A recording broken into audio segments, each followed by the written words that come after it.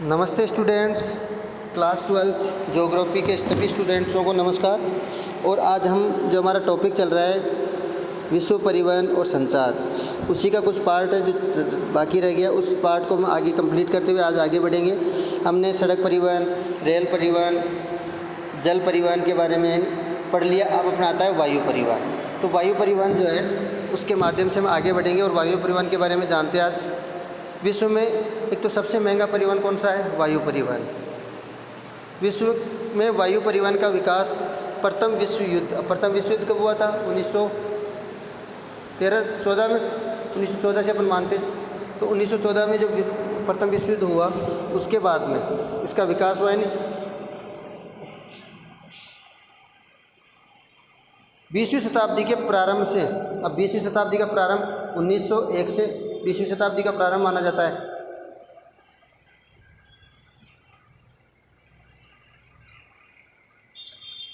बीसवीं शताब्दी का प्रारंभ कब से मानते हैं? 1900 जैसे समाप्त होता है, तो 1901 से 20वीं शताब्दी। तो 20वीं शताब्दी के प्रारंभ से वायु परिवहन और हवाई परिवहन का प्रचलन बहुत बढ़ गया। एक तो सबसे महत्वपूर्ण है कि ये सबसे खर्चीली परिवहन व्यवस्था है। खर्चीली का सबसे महंगी, क्योंकि इसमें तीव्र गति का परिवहन उपलब्ध होता है। तीव्र यानी जल्दी ये एक स्थान से दूसरे स्थान पर हमें पहुंचा देता है। ये परिवहनों में सबसे महंगा मार्ग है। इसमें शीघ्र खराब होने वाली वस्तुओं का परिवहन अधिक होता है। जो जल्दी खराब होती है और हमें आवश्यकता वाली जो वस्तुएं होती है, ऐसी वस्तुओं को जल्दी पहुंचाने के लिए हम इस मार्ग का प्रयोग करते हैं। इसमें दुर्गम क्षेत्रों में परिवहन संभव होता। दुर्गम यानी ऐसे क्षेत्र जहाँ पर हम सड़क परिवहन के माध्यम से, रेल परिवहन के माध्यम से नहीं पहुँच पाते, तो ऐसे मार्गों पर हम वायु परिवहन के माध्यम से पहुँच जाते हैं। इनका प्रयोग प्राकृतिक आपदा जब आती है, तो प्राकृतिक आपदा जैसे अपन बात करें बाढ़ वाली स्थिति होगी। अब बाढ़ वाली स्थिति में न तो रेल परिवहन काम आता है, न सड़क परिवहन काम आता है। तो ऐसी स्थिति में हम क्या करते हैं? वायु परिवहन का सहारा लेते हैं। और प्राकृतिक आपदाओं में बाढ़, भूकंप, युद्ध, राहत कार्य के लिए अधिक इसका उपयोग हुआ है। हिमालय क्षेत्र में भूस्खलन, हिमपात से मार्ग कई बार बंद हो जाते हैं, तो उसके लिए बहुत उपयोगी होता है। वायुयानों के निर्माण और कार्यप्रणाली के लिए अत्यंत विकसित सुविधाओं जैसे विमानशाला, हवाई पट्टी, ईंधन, रखरखाव की आवश्यकता होती है। यानी बहुत खर्चीली व्यवस्था, खर्चीली प्रणाली है। हवाई अड्डों का निर्माण अत्यधिक खर्चीला है। ब्रिटेन में वायु परिवहन का प्रयोग व्यापार के लिए किया जाता है। ब्रिटेन में वायु परिवहन जो है उसका ज़्यादातर प्रयोग किसके लिए करते हैं? व्यापार के लिए। अब अपन एक को पढ़ते हैं। उत्तर अंतर्महाद्वीपीय वायु मार्ग। अंतर्महाद्वीपीय एक महाद्वीप के आंतरिक भागों में, जैसे अपन बात करें एशिया, यूरोप, तो एक महाद्वीप के आंतरिक भागों में जो परिवहन होता है उसको अंतर्महाद्वीपीय। उत्तरी गोलार्ध में अंतर्महाद्वीपीय वायु मार्ग की एक सुस्पष्ट पूर्व पश्चिम पट्टी है। पूर्वी यूएसए, पश्चिमी यूरोप और दक्षिणी पूर्वी एशिया में वायु मार्गों का सघन जाल फैला हुआ है। इन्होंने कहा कि ज़्यादातर वायु मार्गों का प्रचलन कहाँ है? यूएसए, संयुक्त राज्य अमेरिका के पूर्वी भाग में। फिर दूसरा आता है पश्चिमी यूरोप, यूरोप का पश्चिमी भाग और दक्षिणी पूर्वी एशिया में वायु मार्गों का एक सघन जाल बना हुआ है। विश्व के 60% वायु मार्ग का प्रयोग अकेला यूएसए करता है, संयुक्त राज्य अमेरिका करता है। न्यूयॉर्क, पेरिस, एम्स्टर्डम, शिकागो वायु मार्ग के महत्वपूर्ण केंद्र है। अफ्रीका, रूस के एशियाई भाग और दक्षिण अमेरिका में वायु सेवाओं का अभाव है। दक्षिणी गोलार्ध 10 से 35 डिग्री, दक्षिणी गोलार्ध की अपन बात करें, दक्षिणी गोलार्ध में कौन से 10 से 35 डिग्री अक्षांशों के मध्य अपेक्षाकृत विरल जनसंख्या यानी कम जनसंख्या निवास करती है और सीमित स्थल है, क्योंकि अधिकतर स्थल कहाँ है? उत्तरी गोलार्ध में। दक्षिणी गोलार्ध में भूमि का अभाव है, तो वहाँ पर जनसंख्या भी कम निवास करती है। इस सीमित स्थल और कम आर्थिक विकास के कारण सीमित वायु सेवाएं उपलब्ध है। तो इस दक्षिणी गोलार्ध में हमें ये वायु सेवाएं कम देखने को मिलती है। हम बात कर रहे हैं वायु मार्गों के प्रकार। अब वायु मार्ग कितने प्रकार के होते हैं, किस प्रकार से? तो वायु मार्गों को 6 भागों में डिवाइड किया हुआ है। 6 प्रकार के वायु मार्ग होते हैं। कौन कौन से? जैसे अपन ने सड़क के बारे में पढ़ा था, तो वही चीज़ें यहाँ पे अंतर्राष्ट्रीय सड़क मार्गों में अंतर्राष्ट्रीय मार्ग, राष्ट्रीय मार्ग, राज्य मार्ग, फिर जिला सड़कें, सीमांत सड़कें, पाइपलाइन परिवहन, तो ये सारी चीज़ें जो आती है उसी प्रकार हम इसमें 6 भागों में इसको डिवाइड करते हैं वायु परिवहन को। सबसे पहला पढ़ते हैं अंतर्महाद्वीपीय ग्लोबीय वायु मार्ग। अंतर्महाद्वीपीय जो अपन बात कर रहे थे अभी, सबसे लंबी यात्राओं के मार्ग, जैसे न्यूयॉर्क, लंदन, रोम, काहिरा। अब अंतर्महाद्वीपीय एक महाद्वीप से दूसरे महाद्वीप को जोड़ने वाला जो वायु मार्ग होता है वो अंतर्महाद्वीपीय सबसे लंबी यात्राओं जिसमें न्यूयॉर्क यानी संयुक्त राज्य अमेरिका से प्रारंभ होता है, फिर लंदन आ गया कहाँ पे, यूरोप में, रोम, काहिरा, दिल्ली, मुंबई, कोलकाता, हांगकांग, टोक्यो, ये सबसे लंबा वायु मार्ग है। दूसरा ये वायु मार्ग की अपन बात करें, New York, San Francisco, Honolulu, Hong Kong, Adelaide, Perth मार्ग जो प्रशांत महासागर को पूरा पार करके, पर्थ कहाँ है, ऑस्ट्रेलिया वाला जो पार्ट है वहाँ तक ये वायु मार्ग न्यूयॉर्क से, दोनों का प्रारंभ न्यूयॉर्क से, एक तो कहाँ तक, टोक्यो, हांगकांग, टोक्यो, जापान तक, और दूसरा है न्यूयॉर्क से लेकर पर्थ नहीं ऑस्ट्रेलिया में स्थित है। अपन दूसरा बात करें, ये तो अंतर महाद्वीपीय, दो महाद्वीपों या दो से अधिक महाद्वीपों को जोड़ने वाला। अब यहाँ पे आता है महाद्वीपीय। महाद्वीपीय क्या, एक महाद्वीप के आंतरिक भागों में, एक ही महाद्वीप के विभिन्न भागों के मध्य वायु मार्ग, जैसे न्यूयॉर्क, अब एक ही महाद्वीप की बात करेंगे अपन, उत्तरी अमेरिका की बात करें सबसे पहले, तो न्यूयॉर्क, शिकागो और मॉन्ट्रियल, एक मार्ग ये हो गया। तो न्यूयॉर्क से शिकागो, मॉन्ट्रियल होता हुआ एक मार्ग ये हो गया। दूसरा है लंदन, पेरिस, फ्रैंकफर्ट, प्राग, वारसा, ये दूसरा हो गया जो यूरोप महाद्वीप में स्थित है। तीसरा है लंदन, फ्रैंकफर्ट, वारसा, मास्को, ये भी यूरोप महाद्वीप में स्थित है। लेकिन मास्को कहाँ पड़ता है, किसकी कैपिटल है, रूस की। तो रूस वाला जो अधिकतर पार्ट किस में आता है, 20% जो पार्ट है वो किस में आता है, यूरोप में आता है। तो यूरोप वाले भाग की बात कर रहे हैं अपन। नेक्स्ट वाला जो है दिल्ली, कोलकाता, हांगकांग, टोक्यो, ये एक ही महाद्वीप। दिल्ली, कोलकाता किस में, भारत में। हांगकांग किस में आता है, हांगकांग चीन के जस्ट दक्षिणी भाग में, यानी दक्षिणी पूर्वी भाग में स्थित है। और टोक्यो जापान की राजधानी। तो है तो तीनों, दिल्ली, कोलकाता, हांगकांग, टोक्यो सारे के सारे एशिया महाद्वीप के देश है। तो इन देशों को आपस में जोड़ने का काम करता है। तो ये महाद्वीपीय हो गए।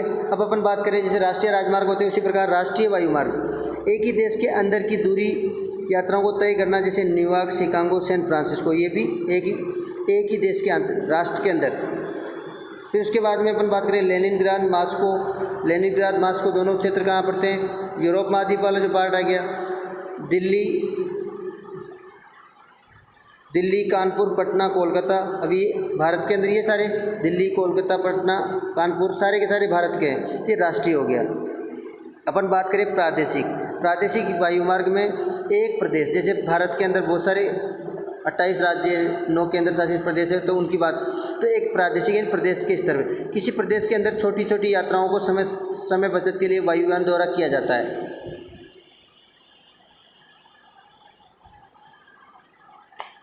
इसका प्रयोग धनी देशों में ज़्यादा हो, धनी का मतलब जो ज़्यादा पैसे वाले देश होते हैं, जो विकसित राष्ट्र होते हैं, उनमें ज़्यादा प्रयोग होता है। जैसे यूएसए हो गया, पूर्व सोवियत संघ हो गया, जर्मनी हो गया, ब्रिटेन, जापान, कनाडा, ऑस्ट्रेलिया, ये ऐसे देश हैं जो धनी है और इनमें इसका प्रयोग ज़्यादा किया जाता है। कम दूरी की यात्राओं को तय करने के लिए भी ये किसका प्रयोग करते हैं, वायु मार्गों का। स्थानीय वायु मार्ग, ये यात्रा हेलीकॉप्टरों से की जाती है। हेलीकॉप्टरों, एक अपने जैसे जयपुर में एक कोने से दूसरे कोने में जाना है, ये एक ज़िले के अंदर एक ज़िले से दूसरे, तो वो छोटी छोटी कम दूरी की जो यात्राएं होती है वो हेलीकॉप्टरों द्वारा की जाती है। सैनिक, युद्ध, कूटनीतिक और राजनीतिक महत्व की यात्राओं के लिए राष्ट्राध्यक्षों, प्रशासनिक वर्गों की अनेक यात्राएं हेलीकॉप्टरों से की जाती है। पर कई बार देखते हैं जब इलेक्शन होते हैं तो उस दौरान राजनेता जो होते हैं वो एक स्थान से दूसरे स्थान पर मीटिंग में जाते हैं, तो थोड़ी दूरी की यात्राओं किससे करते हैं, वो हेलीकॉप्टरों के माध्यम से। तो ये सैनिकों के समय, युद्ध के समय, या ऐसे जो कम समय में अधिक आवश्यकता वाली चीज़ें होती हैं उनमें हेलीकॉप्टरों के द्वारा ये यात्राएं की जाए। अब बात करेंगे हम महाद्वीपों के अनुसार प्रमुख हवाई अड्डे, सबसे ज़्यादा इंपॉर्टेंट कौन कौन से हवाई अड्डे हैं, इनमें सब महाद्वीपों के अनुसार लिख रहे हैं अपन। तो उत्तरी अमेरिका में कौन कौन से, New York, New Orleans, Chicago, San Francisco, Los Angeles, Montreal, Ottawa जो क्षेत्र कनाडा में स्थित है, मेक्सिको सिटी, ये उत्तरी अमेरिका की महत्वपूर्ण हवाई मार्ग है, हवाई अड्डे। दक्षिणी अमेरिका में Rio de Janeiro, Buenos Aires और सैंटियागो, ये 3 महत्वपूर्ण हवाई अड्डे हैं। यूरोप में लंदन, पेरिस, बर्लिन, रोम, मास्को है।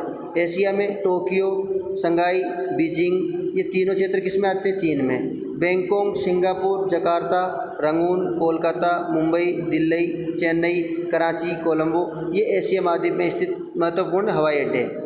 अफ्रीका में Cape Town, Addis अबाबा, Nairobi, Cairo आदि है। ऑस्ट्रेलिया में सिडनी, मेलबोर्न, पर्थ, कैनबरा, ये महत्वपूर्ण हवाई अड्डे हैं। और इन हवाई अड्डों को हमने कोशिश की है, मैप में भी दिखा रखा है, इस मैप को भी आपको ध्यान से समझना है और इसका मैप भी भरना है। मैप में भी ऑलमोस्ट जितने नाम अपन ने उत्तरी अमेरिका में लिखे हैं, दक्षिण America, Europe, Asia, Africa, Australia, सारे महाद्वीपों के हवाई अड्डों के नाम हैं, तो ये अच्छे से याद कर ले आप। इनकी लोकेशन सब जगह लोकेशन लगा रखी है, पॉइंट लगा के बाहर की तरफ नाम लिखा हुआ है, तो जहाँ पॉइंट लगा हुआ है वो इसकी लोकेशन है। तो ये अपना वायु मार्ग कंप्लीट होता है। उसके बाद में अपन बात करते हैं पाइपलाइन परिवहन की। पाइपलाइन परिवहन एक नवीन परिवहन मार्ग है और नया वह परिवहन मार्ग ही अपनाया गया है। इसके द्वारा अब पाइपलाइन परिवहन जो है, इसके द्वारा क्या किया जाता है, लिक्विड पदार्थ जो होते हैं, तरल पदार्थ जो होते हैं, उनको एक स्थान से दूसरे स्थान पर पहुंचाने के लिए इसका प्रयोग करते हैं। इसके द्वारा अशुद्ध तेल, कच्चा तेल को शोधनशालाओं तक, शोधित तेल या पेट्रोलियम जो उत्पाद होते हैं उनको उपभोक्ता केंद्रों तक पहुँचाने का कार्य इसके द्वारा किया जाता है।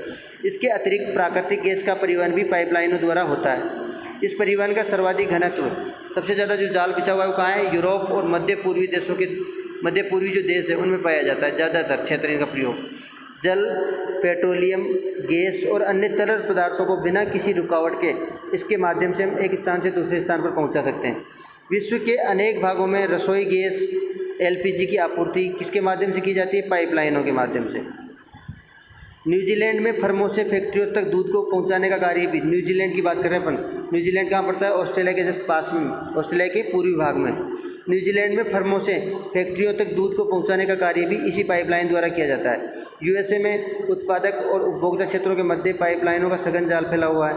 यूरोप, रूस, पश्चिमी एशिया और भारत में तेल की कोसें शोधनशालाओं तक, शोधनशाला किसको बोलते हैं, जहाँ पर हम कच्चे तेल का शुद्धिकरण करते हैं, तो शोधनशालाओं से बंदरगाह और बाज़ारों तक पेट्रोलियम को पहुँचाने के लिए हम किसका प्रयोग करते हैं, पाइपलाइन परिवहन का। मध्य एशिया में तुर्कमेनिस्तान से ईरान और चीन तक पाइपलाइन बिछा रखी है। प्रस्तावित का अर्थ अभी जो बनने वाली पाइपलाइन है वो कहाँ कहाँ है, ईरान से प्रारंभ होगी, Iran, Bharat via Pakistan, Iran से भारत, लेकिन कहाँ से होकर आएगी, पाकिस्तान से। ये लाइन विश्व में सबसे लंबी पाइपलाइन परिवहन। अब विश्व की प्रमुख पाइपलाइन जो वर्तमान में संचालित है, बिग इंच पाइपलाइन, ये कहाँ पे संचालित है, यूएसए में मैक्सिको की खाड़ी से उत्तरी पूर्वी राज्यों तक। टेप लाइन, ये पारस की खाड़ी के पास के कुओं से सीडान नगर तक बिछा रखी है। कामेकोन पाइपलाइन, ये पूर्व सोवियत संघ में वोल्गा और यूराल के कुओं से पूर्वी यूरोप के देशों तक। उसके बाद में OIL, एशिया की पहली 1157 किलोमीटर लंबी, जो कहाँ से, असम के नाहरकटिया से बिहार के बरौनी की शोधनशाला तक 1966 में कानपुर तक इसको बरौनी से आगे कानपुर तक इसको बढ़ा दिया गया। HVJ, हजीरा विजयपुर जो पाइपलाइन है उसके बारे में, ये पश्चिमी भारत में अकलेश्वर, गुजरात, कोयली, मुंबई हाई, कोयली तथा हजीरा, विजयनगर और जगदीशपुर, 3 मेन जिसका लाइन का नाम है हजीरा, विजयपुर, जगदीशपुर। ये पाइपलाइन कहाँ से होकर गुजरती है, गुजरात से प्रारंभ होती है, कोयली गुजरात में स्थित है, मुंबई हाई मुंबई महाराष्ट्र, कोयली और हजीरा विजयपुर, ये अलग अलग पाइपलाइनें बिछाई हुई है। हाल ही में एक 1256 किलोमीटर की लाइन सलाया गुजरात से मथुरा उत्तर प्रदेश तक भी बिछाई गई है।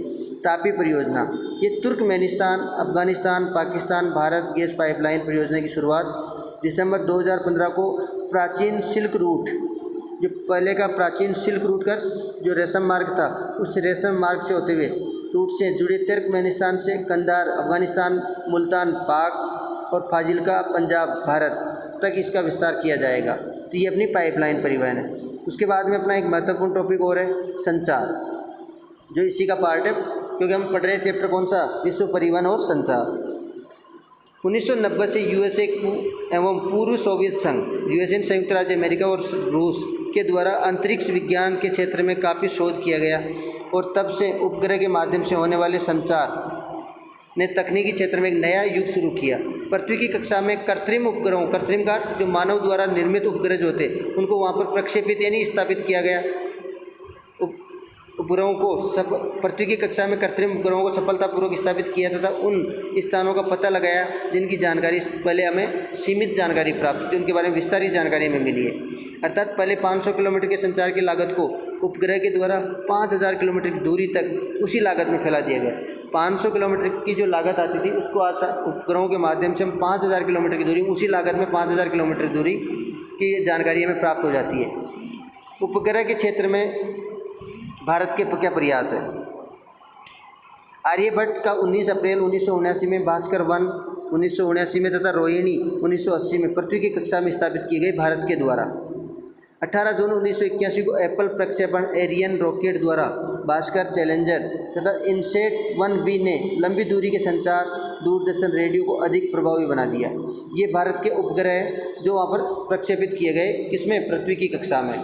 अब अपन बात करते हैं साइबर स्पेस इंटरनेट। वर्तमान समय को ध्यान में रखते हुए ये भी एक महत्वपूर्ण टॉपिक है। ये एक कंप्यूटरीकृत स्पेस संचार है जिसे तेज़ गति से इलेक्ट्रॉनिक नेटवर्क का विस्तार हुआ है और वो अभूतपूर्व है। इंटरनेट प्रयोग करने वाले 1995 में 5 करोड़ और 2000 में 40 करोड़, 2005 में 100 करोड़, जून 2016 में लगभग 363 करोड़ हो गए। ये विश्व की बात कर रहे हैं। विश्व में इंटरनेट का यूज करने वाले उपभोक्ताओं की बात है। विश्व में सर्वाधिक जो उपयोग होता है यूरोप में 49.6%, यूएसए में 16.9%, एशिया में 10.70% लोग किससे जुड़े हुए हैं, इंटरनेट से। वर्तमान में करोड़ों लोग इंटरनेट का प्रयोग आर्थिक और सामाजिक कार्यों को ईमेल, वाणिज्य, ई शिक्षा, ई प्रशासन के माध्यम से आज सारे कार्य जिसके भी आगे ई लगा होता है, इसका मतलब क्या होता है, वो इंटरनेट के माध्यम से, यानी उसकी हार्ड कॉपी नहीं मिल करके सॉफ्ट कॉपी अपने को साइबर स्पेस यानी इंटरनेट के माध्यम से अपने को प्राप्त होती है। ये फैक्स, टेलीविज़न, रेडियो के साथ इंटरनेट समय और स्थान को भी पार कर अधिक से अधिक लोगों तक पहुंचाने का कार्य है। ये एक आधुनिक संचार प्रणाली है। आधुनिक का मतलब वर्तमान समय में विकसित संचार प्रणाली। जैसे आज तकनीकी का विकास हो रहा है और सभी क्षेत्रों में इसका प्रयोग भी बढ़ता जा रहा है और सुरक्षात्मक दृष्टि से जो प्रतिबंध थे वो भी आज हटते जा रहे हैं। ये हमारा साइबर स्पेस इंटरनेट है जिसका अधिकतम उपयोग आज हम करते जा रहे हैं। इस चैप्टर को आपको ये चैप्टर आज अपना कंप्लीट हो गया है, परिवहन वाला। इसको बड़े ध्यान से अपने को समझना है।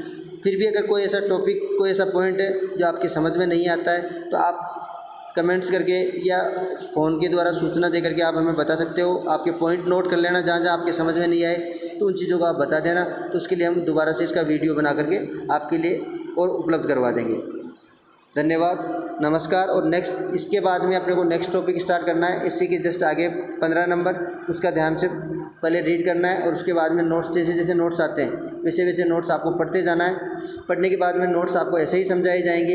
हो सकता है कुछ वीडियो के माध्यम से, कुछ वॉइस वीडियो के माध्यम से जो चीज़ समझ में नहीं आए उसको बड़े ध्यान से नोट करके रखना है।